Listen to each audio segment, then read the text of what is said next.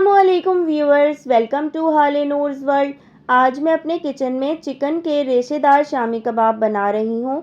बहुत आसान सी रेसिपी है और झटपट से मिनटों में आपके रेशेदार शामी कबाब बनके तैयार हो जाते हैं, जिन्हें आप ज़्यादा क्वांटिटी में बनाकर फ्रीज़र में स्टोर कर सकते हैं। सबसे पहले आपने इन शामी कबाबों को ट्रे पे इस तरीके से सेट कर लेना है और फिर इसके बाद जब ये फ्रीज़र में रखने के बाद जम जाएंगे ना, तब आपने इन्हें निकाल कर ज़िप लॉक बैग में करके स्टोर कर लेना है। फिर जब आपका दिल करे आप इन शामी कबाबों को तलकर खा सकते हैं या मेहमान आने पर निकाल कर फ़ौरन से इन्हें तल के सर्व कर सकते हैं। शामी कबाब बनाने के लिए मैंने यहाँ पर एक खुला बर्तन लिया है। इसमें मैंने लिया है 1.25 किलो चिकन। 1.25 किलो चिकन है, इसमें हड्डियाँ नहीं हैं, लेकिन थोड़ी बहुत कार्टिलेजेस वगैरह हैं जो हम बाद में निकाल देंगे। 3 कप चने की दाल मैंने इसमें शामिल की है। ये दाल मैंने पहले से अच्छे तरीके से साफ़ करके 3-4 दफ़ा धोकर 2 घंटा पहले ही भिगो कर रख दी थी। ये दाल शामिल करने के बाद अब मैं इसमें डालूंगी एक दरमियाने साइज़ की प्याज काट के। दाल को आपने 2 घंटा पहले भिगोना ज़रूर है, ये बात याद रखिएगा, ठीक है। प्याज डालने के बाद मैं इसमें डालूंगी लहसुन, अदरक और साबुत सुरख मिर्च। 10 से 15 साबुत सुरख मिर्च हैं, 2 दरमियाने साइज़ के लहसुन के बंच हैं, लहसुन छील के डाल दिया है मैंने, और अदरक का 3 से 4 इंच का टुकड़ा मोटा मोटा काट के डाला है। गरम मसाले में जाएगा एक तेज़पात, 2 से 3 बड़ी इलायची, एक दालचीनी का टुकड़ा, एक चाय का चम्मच लौंगे और एक टेबल स्पून काली मिर्चें और साबुत सफ़ेद ज़ीरा। नमक जाएगा इसमें हस्बे जायका। मैं यहाँ पर स्टार्टिंग में 3 चाय के चम्मच भर भर कर इसमें नमक डाल रही हूँ। बाकी अगर हमें ज़रूरत होगी तो हम बाद में भी नमक ऐड कर सकते हैं। पानी इसमें जाएगा तकरीबन 3 गिलास के करीब। पहले स्टार्टिंग में मैंने इसमें थोड़ा सा पानी डालकर इसे मिक्स करके देखा, ताकि मुझे अंदाज़ा हो कि मुझे कितना पानी डालना है। असल में दाल पहले से भीगी हुई है तो ये बहुत जल्दी से गल जाएगी, और चिकन का गोश्त जो है वो भी बहुत ज़्यादा जल्दी गलकर तैयार होता है, तो ज़्यादा पानी हमने नहीं डालना है। अगर ज़्यादा पानी डाल दिया तो फिर ये सब बिल्कुल घुट जाएगा, मैश हो जाएगा और फिर कबाब नहीं बन पाएंगे। पानी मुझे कम लग रहा था तो मैंने इसमें थोड़ा सा पानी और डालना है। तकरीबन 3 गिलास के करीब पानी डाला है मैंने इसमें। ये देखें आप, इतना पानी हो कि बस दाल और चिकन डूब जाए। ढककर आपने इसको तकरीबन 30 से 35 मिनट पकाना है और बस ये आपका जो है वो बिल्कुल तैयार हो जाएगा कबाब का मिक्सचर।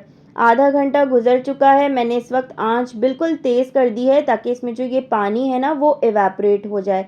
दाल का दाना हम चेक कर लेते हैं कि ये गला है कि नहीं, ताकि हमें पता चल जाए। तो दाल का दाना जो है वो जब मैंने चेक किया तो मुझे लगा कि दाल जो है वो तकरीबन 90% तक गल चुकी है। तो मैंने जल्दी से तेज़ आंच करके इसका तमाम पानी उड़ा लिया। तकरीबन 5 मिनट इसको पकाने के बाद इसकी शक्ल कुछ इस तरीके से हो चुकी है। इस मिक्सचर को मैंने बिल्कुल ठंडा कर लिया है। आप चाहें तो अगर आपका मिक्सचर गलती से थोड़ा सा पतला पतला सा रह जाए तो कुछ देर आप उसको फ्रिज में रखें, तो उससे भी आपका मिक्सचर सेट हो जाता है। मैंने इसको फ्रिज में नहीं रखा है, बस इसे पंखे के नीचे रख के कुछ देर ठंडा किया, तो ये मिक्सचर इस तरीके का हो चुका है। अब मैं इसमें से निकाल रही हूँ दालचीनी, तेज़पात और बड़ी इलायची। दालचीनी, तेज़पात और बड़ी इलायची को हमें नहीं पीसना है, नहीं घोंटना है, नहीं मैश करना है, ये बात आपने याद रखनी है। बाकी तमाम चीज़ें आप भले से मत निकालें। चिकन में अगर थोड़ी बहुत कोई हड्डियां हैं तो वो आप निकाल कर साइड पे कर दें और चिकन को हाथों की मदद से अच्छे तरीके से श्रेड कर लें। आपने देखा कि मैंने बिल्कुल भी कोई प्रेशर कुकर का इस्तेमाल नहीं किया है। सादा बस चिकन का गोश्त है तो ये तो वैसे ही बहुत जल्दी गल जाता है, और दाल भी हमने पहले से भिगो के रखी हुई थी। तो 30 से 35 मिनट में या हद है 40 मिनट में आपका मिक्सचर बिल्कुल रेडी हो जाता है। बस आप इसको ठंडा करें, तमाम चिकन की बोटियों को श्रेड कर लें। अच्छा, मैं साबुत सुरख मिर्च भी बना मुकम्मल सारी नहीं पीसूँगी, थोड़ी सी साबुत सुरख मिर्च के छिलके वगैरह इसमें से निकाल दूंगी, थोड़ी सी साबुत सुरख मिर्चें निकाल दूंगी, तकरीबन आधी, और बाकी की आधी इसमें पीस लूँगी। अच्छा, हरी मिर्चों से मैं क्या करूँगी कि इसमें बाकी की मिर्चों की तेज़ी कर लेंगे हम, क्योंकि हम इसमें हरा मसाला भी शामिल करेंगे ना, तो इसलिए मैं साबुत सुरख मिर्चें भी इसमें से कम कर दूँगी। आपकी मर्ज़ी है, आप चाहें तो सारी भी पीस सकते हैं। अब आप देखें कि ना मैंने चॉपर का इस्तेमाल किया है, ना मैंने कोई सिलबट्टे का इस्तेमाल किया है। जो लकड़ी का मोटर पेसल होता है ना, जो कुंडी होती है लकड़ी की, उसके साथ जो स्टिक होती है, जो डंडा होता है कूटने वाला, पीसने वाला, उसी को इस्तेमाल करके मैं इस पूरे मिक्सचर को अच्छे तरीके से मैश कर रही हूँ और गरम मसालों को भी इसी की मदद से पीस रही हूँ। अदरक, लहसुन सब इसी से बहुत आसानी से पिस जाता है और आपको बिल्कुल भी कोई मेहनत नहीं करनी पड़ती और आप देखें कि एक ही बर्तन में मैंने सारा काम कर लिया है। इसी एक कढ़ाई में मैंने कबाबों के लिए पूरा मिक्सचर चढ़ाया था और इसी के अंदर जो है वो मैंने घोंट भी लिया है और इसी में अब मैं बाकी के मसाले भी ऐड करूँगी। देखा आपने कि कितनी आसानी से ये काम हो चुका है और ये मैं आपको ज़रा दिखा देती हूँ। तेज़पात, दालचीनी, बड़ी इलायची, हड्डियाँ और ये कुछ साबुत सुर्ख मिर्च के छिलके, थोड़ी सी साबुत सुर्ख मिर्च भी मैंने निकाल दी हैं, इन्हें हम डिस्कार्ड कर देंगे। अब मैं इसमें डाल रही हूँ अंडा। आप चाहें तो एक अंडा भी डाल सकते हैं। अगर आप गोश्त की क्वांटिटी ज़्यादा रख रहे हैं, दाल की क्वांटिटी कम है, तो आप एक अंडा भी डाल सकते हैं। मैं इसमें डालूंगी कुछ हरे मसाले। हरे धनिए की पूरी एक गड्डी बारीक बारीक काट ली है मैंने। पुदीना आधी गड्डी लिया है। हरी मिर्चें इसमें बारीक बारीक चॉप कर ली हैं, तकरीबन 15-20 के करीब। और एक बड़े साइज़ की प्याज बारीक चॉप करके अब मैं इसमें शामिल कर रही हूँ। आप चाहें तो थोड़ी सी अदरक 1 या 2 इंच का टुकड़ा भी बारीक चॉप करके डाल सकते हैं। कभी कभी मैं इसमें सूखा हुआ पुदीना भी थोड़ा सा मसलती हूँ, आज मेरे पास है नहीं। नमक भी मज़ीद मैं इसमें शामिल करूँगी, तकरीबन 2 चाय के चम्मच। और मुझे तो अंदाज़ा है, अगर आपको अंदाज़ा ना हो तो आप चखकर मज़ीद नमक ऐड कर सकते हैं। और 1 चाय का चम्मच मैंने इसमें पिसा हुआ गरम मसाला शामिल किया है। आखिर में पिसा हुआ गरम मसाला शामिल करने से ना खुशबू और फ्लेवर बहुत ज़्यादा इन्हेंस हो जाता है, क्योंकि स्टार्टिंग में जो हम गरम मसाला डालते हैं ना, वो पकने के बाद ना अपनी खुशबू खो देता है काफ़ी हद तक। तो बस ये तमाम मसाले डालने के बाद, अंडा डालने के बाद, हरे मसाले डालने के बाद आप इसको हल्के हाथों से अच्छे तरीके से मिक्स करें और ये आपका शामी कबाब का बहुत ही ज़बरदस्त सा मिक्सचर तैयार हो चुका है। अब आप इससे शामी कबाब बनाएं और इन शामी कबाबों को बनाकर आप किसी भी ट्रे में रखते चले जाएं। तो बस मैं आपको एक बनाकर दिखा रही हूँ। साइज़ आप अपनी मर्ज़ी से छोटा या बड़ा रख सकते हैं। अब मैं आपको तमाम शामी कबाब इकट्ठे एक साथ बना के फिर दिखाती हूँ कि मैंने किस तरीके से ट्रे में सेट किए हैं।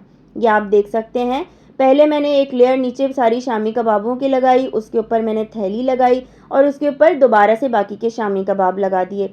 आप चाहें तो इसी तरीके से 2 या 3 तहें लगा सकते हैं। मैंने नीचे वाले शामी कबाब थोड़े बड़े साइज़ में बनाए थे और ऊपर के शामी कबाब थोड़े छोटे साइज़ में बनाए थे। वो शामी कबाब से ना मैं बन कबाब वगैरह बनाती हूँ या सैंडविच बनाती हूँ ना, तो फिर मैं छोटे वाले शामी कबाब बच्चों के लिए इस्तेमाल कर लेती हूँ। ये शामी कबाब मैंने फ्रीज़र में सेट होने के लिए रख दिए थे और 4 शामी कबाब के अभी मैं बच्चों को 4 बन कबाब बनाकर दूंगी। शामी कबाब को मैं अंडा लगाकर तल रही हूँ, इसलिए चूँकि मैं इससे बन कबाब बना रही हूँ और बन कबाब के लिए मोस्टली इसी तरीके से शामी कबाब को फ्राई किया जाता है। अगर आप ना चाहें तो अंडा मत लगाइए, बिल्कुल भी ये बिखरते नहीं हैं। तो आप ये मत समझिएगा कि मैंने इन बिखरने की वजह से इन्हें अंडा लगाया है, कि बिल्कुल भी नहीं बिखरते हैं। कोई अंडा लगाने की ज़रूरत नहीं होती है, क्योंकि हमने ऑलरेडी इसके अंदर अंडा डालकर इसको अच्छे तरीके से मिक्स करके इनकी शामी कबाब की टिक्कियाँ बनाई थी। मैं बन कबाब बना रही हूँ तो इसलिए मैंने अंडा लगा दिया था।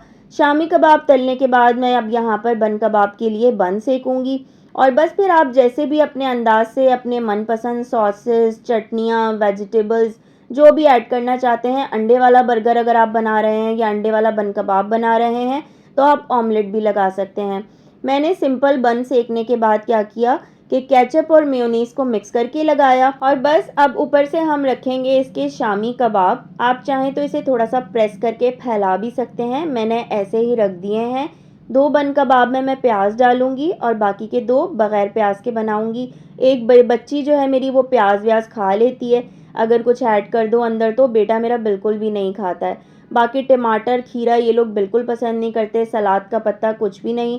और आज बच्चों ने कहा कि मम्मा आप अलग से ना अंडा भी बना के मत डालिएगा। तो बस जैसे बच्चों को पसंद है मैं सादा से सिंपल से बन कबाब बना रही हूँ। जब भी घर में शामी कबाब बनते हैं ना तो बन कबाब तो बनना मैंडेटरी होता है। बन कबाब के लिए अमूमन मैं चटनी अलग से बनाती हूँ, लेकिन आज मेरे पास फ्रिज में ये सब्ज़ रायता रखा हुआ था तो मैंने बस ये सब्ज़ रायता लगाया है। ऊपर से मैं थोड़ा सा केचप और डाल रही हूँ और बस ये हमारे बहुत ही मज़ेदार से चिकन के शामी कबाब से बनने वाले बन कबाब बनकर तैयार हो जाएंगे।